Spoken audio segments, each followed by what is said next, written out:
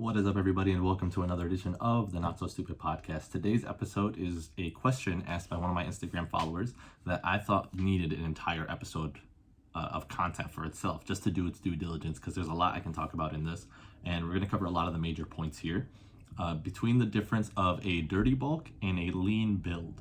And these are both different nutrition methods, different diet methods to develop more muscle on your body, to build yourself up, to grow in mass, but in the end, the goal is going to be building as much muscle on your body as possible. And again, these are going to be two distinct dieting methods, right? So as we go through this, we're definitely going to assume that both the lean build group and the dirty bulk group will be doing the same exact training program, right? This is independent of how you train. Obviously, you want to train with a hypertrophy focused training program because you want to build muscle, but irregardless of that, irregardless isn't a word, but assuming that both groups will be doing the same exact training program and just focusing on the different nutrition styles, that's going to be our goal here, is trying to find out which of these is more advantageous, what is the pros and cons of each one, and which one should you be doing in your muscle building journey, right? That's going to be the main idea here. So we're going to cover the definition of each one, what the main differences are in terms of application, how they are executed on a daily basis, and I got some studies here to reference as well that are going to break down the three main points that most people worry about that are going to differentiate these two. And that is going to be the rate of muscle growth between dirty bulking and lean building, the potential fat gain between each one, and the amount of nutrition you receive through each one. So that'll be the general direction that we're going to be headed in. And at the end, we'll compare the two overall and see how they fare for the average person. And we're going to compare them for two types of people mainly. And that is going to be the person that is new to the gym. They have a low training age. By training age, I reference how many years they've been training in the gym regularly. So someone that's really new to the gym has been training for less than 3 years consistently. They have a low training age, and their body is going to adapt and respond differently to certain types of exercises, certain types of programs, and certain types of diets than someone that has a high training age, someone that's been training 7, 8, 9, 10 years plus in the gym consistently. So those will be the two types of people that we're going to be comparing these diets to, and which one we'll conclude is going to be more advantageous for each one. So I have been on both ends of the spectrum here in terms of comparing these two. I've done a dirty bulk, I've done a clean bulk, a lean build is what I like to call it. And I'm going to share my experience with each one as we go through this as well, so that you have some actual anecdotal evidence to follow the science that I'm going to be bringing up here throughout this program, throughout this podcast. But now getting into defining each one, starting off with the dirty bulk. Dirty bulk is essentially one way to create a calorie surplus, because again, the goal here is to build muscle. We're gaining mass, and regardless of how you do it, which diet you take, which diet method you take, you're going to need a calorie surplus. You're going to be needing to eat more calories than you're burning, because if you're going to build lean muscle tissue on your body, that extra mass is going to have to come from somewhere, and that's going to come from the extra calories that you are eating on a daily basis above maintenance. So caloric maintenance is what it takes to maintain your body weight and composition. Caloric surplus is additional calories. And if you are challenging your body well enough in the gym that it needs to adapt to that stimulus, a calorie surplus is going to take all the damage that you do to your body while lifting and use that as a way to take those extra calories and build muscle onto them. So calorie surplus is necessary regardless of which method you take. It's just how you do that calorie surplus that's going to be the main difference between these two. With a dirty bulk, it's getting as many calories as possible by any means necessary, essentially. So for a lot of people that are going through dirty bulks and put in that effort to do a dirty bulk, it's a lot of high calorie dense foods and they're not necessarily the healthiest choices. There's a lot of people that will go through dirty bulks, and they'll eat like an entire crave case from White Castle, right? 30 sliders in one sitting as a post-workout meal. Again, because the goal is to get as much calories as possible from carbs and protein by any means necessary. Once again, it's not necessarily the healthiest choices, quote unquote. It's all about just calories and taking all those calories and doing it frequently throughout the day and consistently throughout the day. So I know CT Fletcher, he's a famous bodybuilder, bro bodybuilder in the space. He used to talk about this story from 10-20 years ago where he would, after every single workout, go to McDonald's, get 4 or 5 Big Macs and like 3-4 orders of fries, and just go into town on that every single day after every single workout. And that was like his routine, consistently having 1,000 to 1,500 calories of just McDonald's after every workout in the attempt to just build as much mass as possible. That was his go-to. Somewhere down the line, because he did this for so long, he ended up having a lot of heart complications. He blames it on the McDonald's. There's no like conclusive evidence that it is from the McDonald's, but that was his strategy for a really long time. Just going to McDonald's after every workout, 4 or 5 Big Macs, 3 to 4 large fries, and probably a high calorie drink as well, and consistently just going ham on that. So that was his strategy, and that's basically what the image of a dirty bulk usually is. Just anytime you can eat a lot of calories, you eat a lot of calories. Doesn't matter what it's from, you just have those calories. And in most instances, they're eating 1,000, 2,000 calories above maintenance regularly. When I did my first dirty bulk, I was consistently getting around 6,000 calories every single day. And my method of doing that was from double-decker peanut butter sandwiches, because they were very cheap and easy to replicate every single day.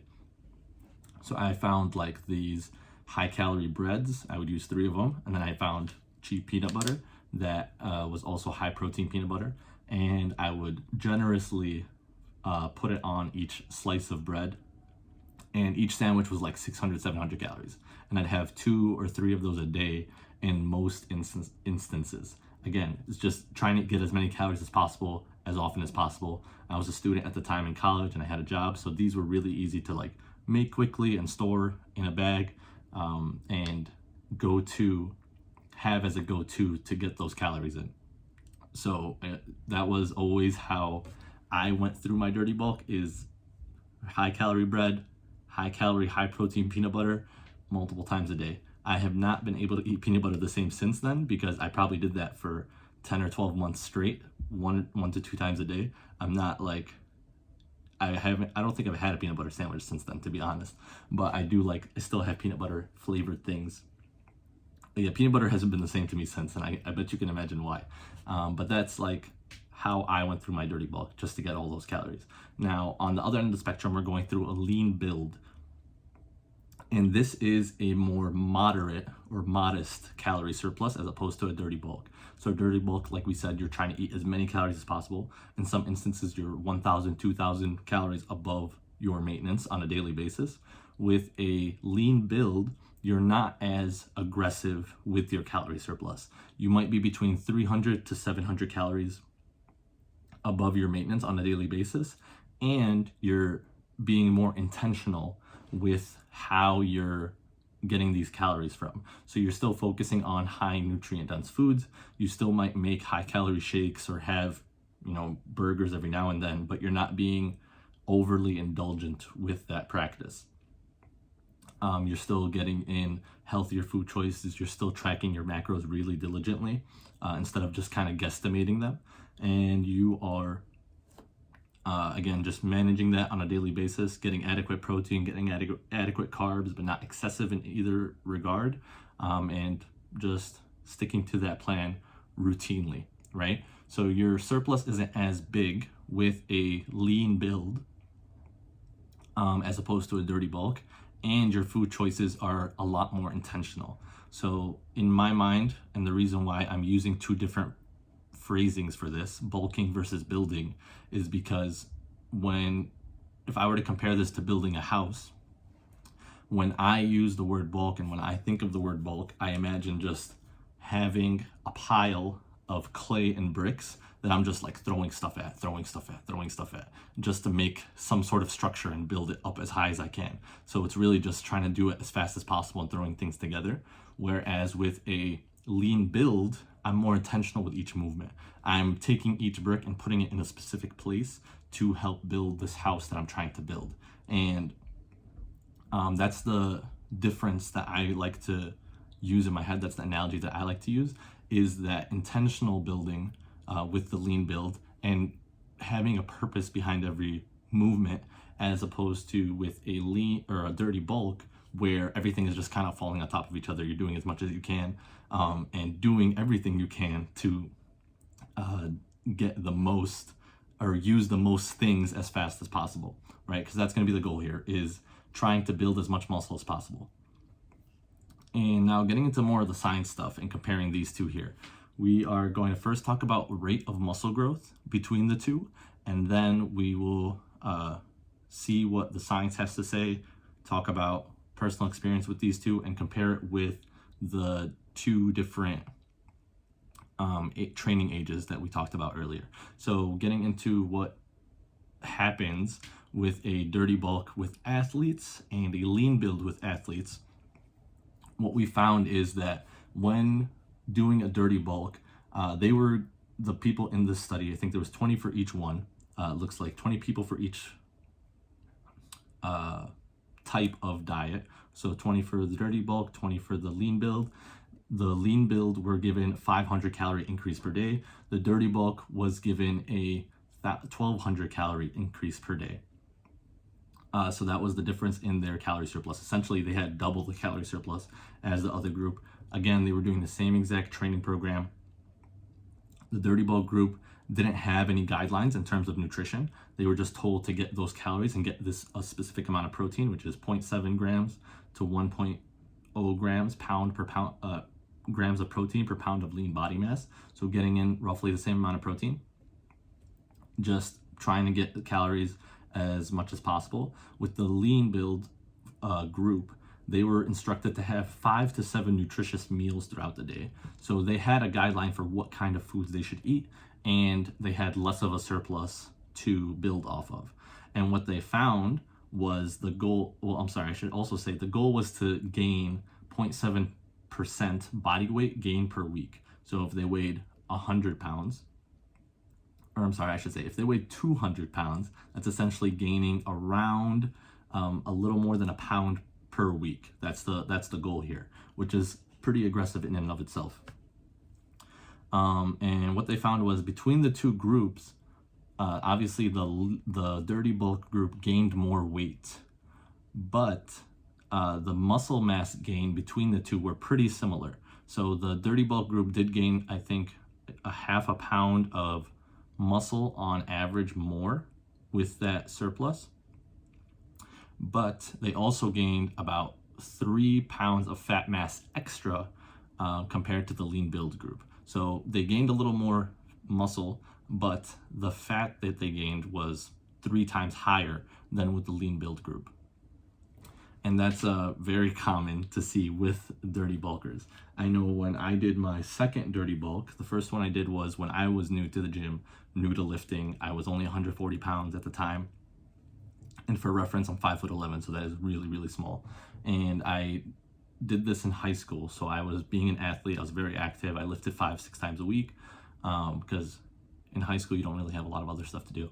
And that was kind of my routine for a few months. After a year of doing that, I gained about 25 to 30 pounds. And it was pretty solid weight. I wasn't, chubby or chunky or anything like that. I still felt kind of similar, just grew in all the places I wanted to grow. A couple years down the line, though, I'd say 5 years later, when I did another dirty bulk, I was trying to get to 240 was my goal. I was starting off at 200, and I got to like 225 before I felt really gross and realized that this isn't really working for me, because I got the chunky, chubby look. I was more round than I was built and defined like I wanted, or I had pictured 240 pounds to be in my mind, and I was only at 225. So I was like, I gotta stop this. This isn't the right way to do things. The first time around when I did my dirty bulk, it was pretty much lean mass. And again, that was the first year of training that I've ever done regularly and consistently.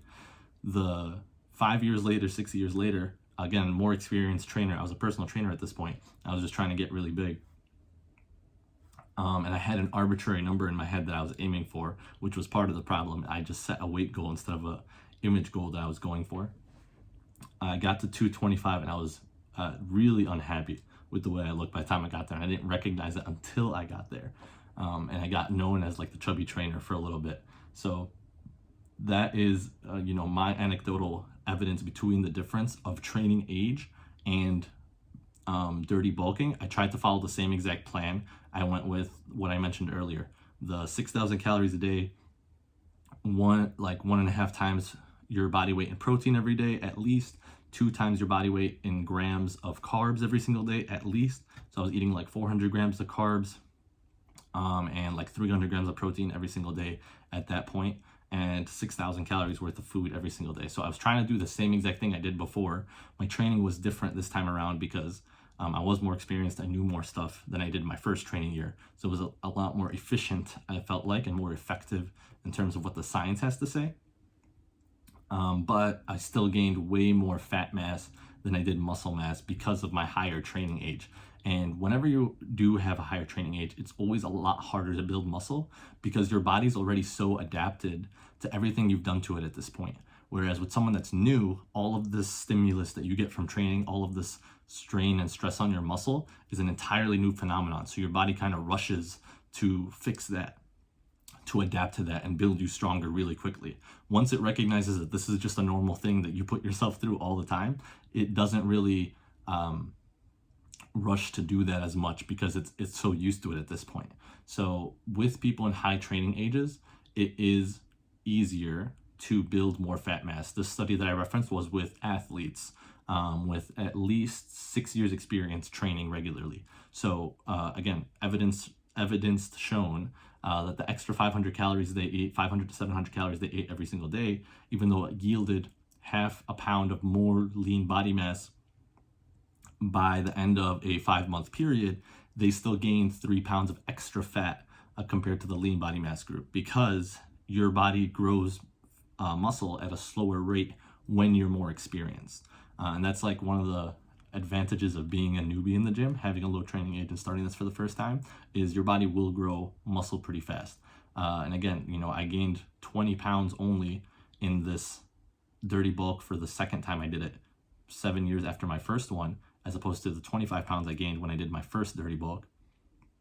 And my body looked completely different both times around. I would say I probably gained 15 to 20 pounds of muscle in my first year doing it out of the 25, 30 pounds. And then in the second year, I probably gained 5 to 8 pounds out of the 25 pounds that I gained. So really big difference in ratios. And the science obviously shows that with the study I just referenced. Now going into potential fat gain as the next point, right? We already kind of touched on that, but we're going to touch on it based on protein ratios this time around, as opposed to just total calories. So, they had a calorie guideline to kind of follow, but it was more specific to their body composition, so their lean body mass. Now looking at a more set protein ratio goal to their total calories, we're going to see how that compares to lean body mass percentage, total weight gain, and fat gain. So they tested this with 3 different protein ratios. 5% of their calories came from protein. So if you're eating 2,000 calories, only 100 calories would come from protein. That's essentially what it's saying, which is very low. I think that's 25 grams of protein essentially. They had the 5% protein, 15% protein, and 25% protein. And what they found was the 5% protein group actually lost lean body mass. So you don't want to have too low protein in this time period. And they tested this with both untrained individuals, so low training age group, and athletes as well, so 7+ years of training. Both of them actually lost lean body mass in this time period, and they gained about 8 to 9 pounds of fat on average. So this study references 75 people. 75 people were tested here. So 75 people did the 5% protein split for 6 months, and they gained 8 to 9 pounds of fat. They lost 2-3 pounds of muscle. So really not the body change that they were looking for in this regard. The 15% protein group gained 7 pounds of muscle on average and 8 pounds of fat as well. So they gained an average of 14 pounds just by having more protein. They averaged the same amount of calories, but the macro ratios were different. And they were able to gain way more muscle. They didn't lose muscle for sure. They gained 6-7 pounds of muscle in the 6 month time frame, which is about a pound of muscle per month, which is very good in a lot of instances. That's for highly trained individuals, especially 1 pound of muscle per month is ideal in most cases. And they only gained 7 pounds of fat. So overall, they gained 14 pounds, but a little more fat than muscle, right?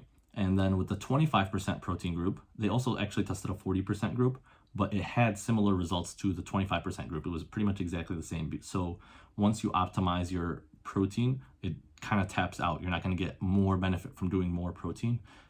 There's a ceiling to that. And they found that the 25% group is where that ceiling is.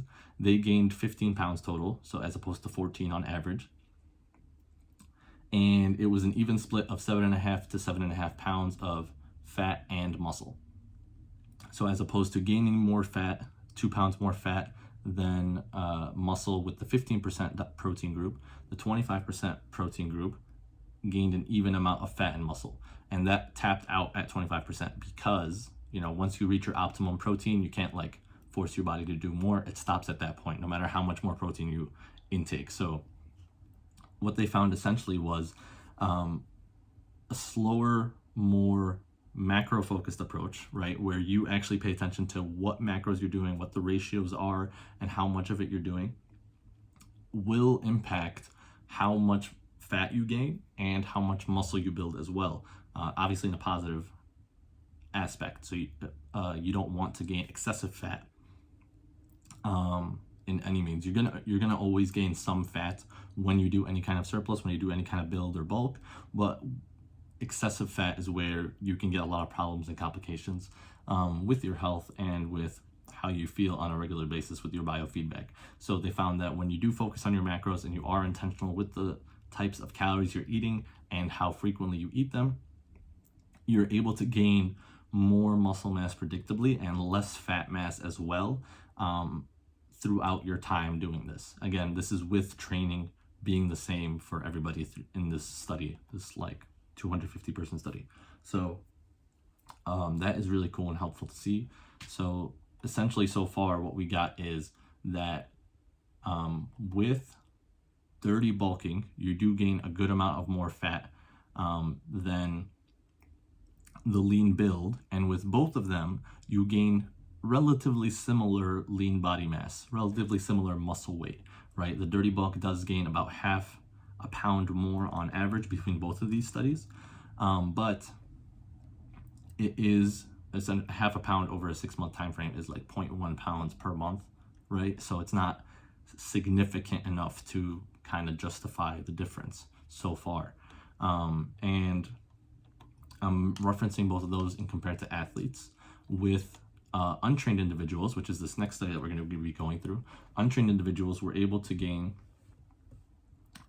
again, this is focusing on a lean build as well as a dirty bulk. They tried 100 people and 100 untrained individuals. 50 of them did a lean build where they ate 500 more calories. They were in a 500 calorie surplus on a daily basis, and they went for 1.0 gram per pound of body weight of protein. And then untrained individuals, they didn't have any calorie goal. They were just instructed to eat as much as possible, but eat at least 1 gram of protein per pound of body weight. So same protein intake. One had specific calorie guidelines to follow. The other one had no ceiling in their calorie guidelines, but they were still instructed to track their calories so that they know how much they did end up eating. Turns out on average, they were eating around 900 to 1200 extra calories in surplus. So again, almost double what they were what the other group was doing. You know, the other group only had a 500 calorie surplus. And what they found was, on average, the 50 people that did a lean build gained about 10 pounds of muscle in 4 months. And again, this is the difference between a untrained and a advanced trainer. Is with the other one, you know, they gained 6 pounds in 6 months, and that was amazing. These guys gained 10 pounds of muscle in 4 months, and that is to be expected in most cases. So they gained 10 pounds of muscle in those 4 months, and they only gained 3 pounds of fat. So almost triple, essentially, the muscle mass to fat mass ratio in these untrained individuals that did a lean build. With the dirty bulk group, the other 50% that didn't have a calorie goal, they just had that protein goal that they needed to meet, they gained 12 pounds of muscle in 4 months and 5 pounds of fat. So they did gain more muscle and they did gain more fat pretty much proportionally. You know, 2 pounds of, is it proportionally? No, it's not. They did almost triple.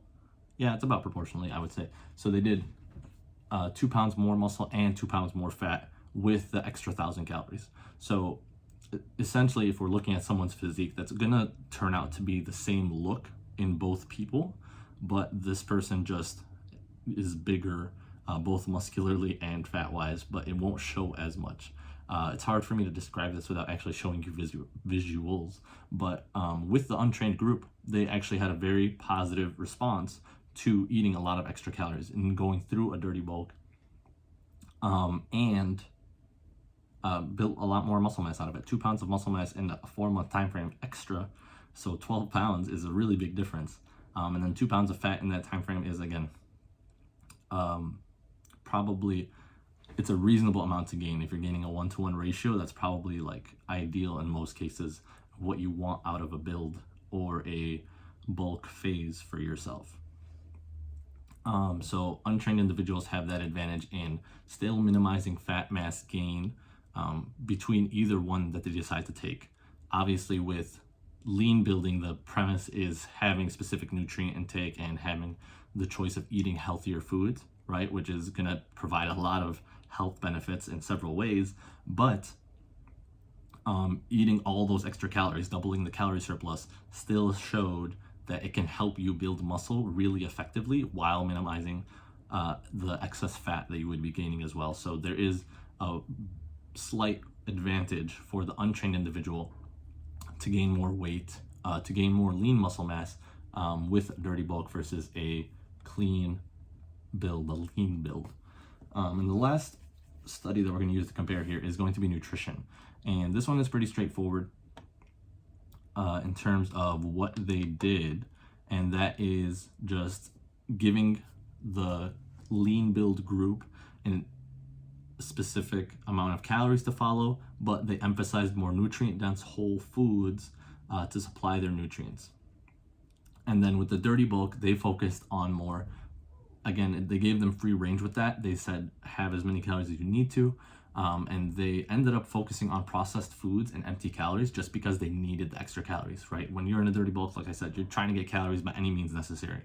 And what they found was that with the lean build group, they were able to get more of the vitamins that supported muscle growth, which is vitamins A, C, E, and D. In the, excuse me, so A, C, E, and D, I missed a couple actually, B vitamins and zinc and calcium. All of these, coming from lean meat and dairy sources mostly. The lean build group were able to get about 2 or 3 times as much, between like 2.6 times as much of these nutrients on average than the dirty bulk group, which helped them with, again, managing how much fat they accumulated because they got the nutrients they needed to use those extra calories to build muscle, right? So they got all the tools they need.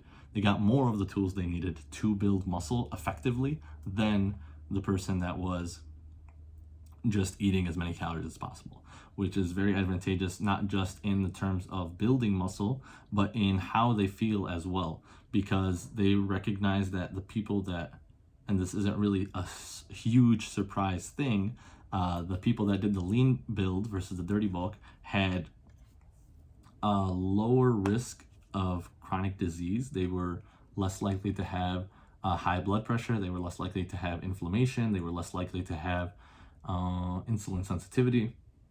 So all of their health markers were better because they were eating more nutrient-dense foods, and that led them to get more clean look in the sense of it was a well-defined, properly built build with their muscle, with the muscle that they built, as opposed to just having a lot of extra fluff from the excess calories that they ate. So obviously the winner with that in terms of nutrition is going to be the lean build. But I do want to say, like, this really depends on where you are in your training journey. If you are an untrained individual, if you're a newbie in the gym, you have a low training age, a balance of both is going to be really important. So obviously there's big benefit to having a dirty bulk as an untrained individual, because you're going to have a greater rate of weight gain and less potential fat gain at the same time. But your nutrition won't be as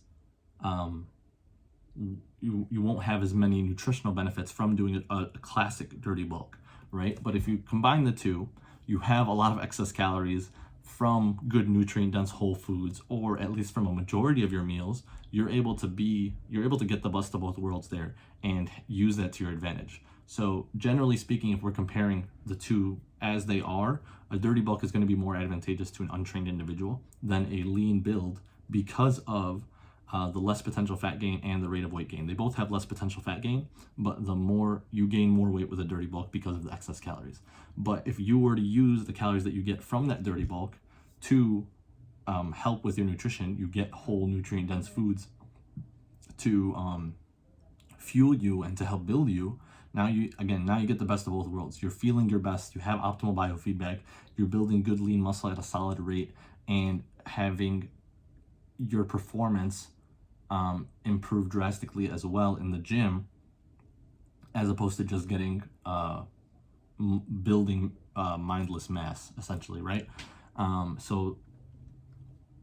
Short-term version of that, the untrained individual, the person with a low training age would benefit more from a dirty bulk versus a clean build, generally speaking, just comparing the two as they are, but combining the two would obviously yield the best benefits as a whole. With the trained individual, someone that has a high training age and they've gone through and trained regularly for 7+ years, or let's say 5+ years, very routinely, they would benefit more from a clean build because their body is so adapted to the training that they will gain fat easier than muscle if they were to do a dirty bulk, which is usually going to be the opposite of what they want. So even though your rate of total weight gain is going to be more with a dirty bulk, your rate of fat gain is going to be much higher with a dirty bulk than a lean build. So a lean build is definitely going to be the optimal choice for someone that is very trained and experienced in training. And I should say, and I probably should have prefaced this, lean building isn't just for people that are trying to get big, right? I think a lot of women that might be listening to this, or a lot of bigger guys that are just trying to lose fat, will think and imagine that this isn't a relevant conversation for you. But I've had several clients where we go through a fat loss phase, and at the end of the fat loss phase, they're not the way they want to. They don't look the way that they want to look, I should say. And we go through a lean build phase because they don't have the definition that they thought they would at the new body weight that they have. They don't have the firmness that they thought they would. They still kind of look like they don't work out, essentially, right? And they want to have that strong, confident, toned look. And that's where going through a lean build afterwards will be the most effective thing for you. And I do this, this happens way more often than you think it would happen. We go through a fat loss phase and they think what they need is fat loss, but in the end, what they realize they need is actually a good muscle building phase, a good lean build phase to help them actually get the body that they want. So this is this is likely practical information for you as well when you get to that point. Once you finish a fat loss phase, you go through your maintenance and you recognize, hey, this isn't what I wanted, you probably need a lean build most of the time. If you go through this and you're this type of person that I'm describing right now and you want like a second opinion, feel free to reach out. I'm here for you to answer your question and give you a more in-depth insight. But that pretty much covers this episode, guys. Clean build versus dirty bulk.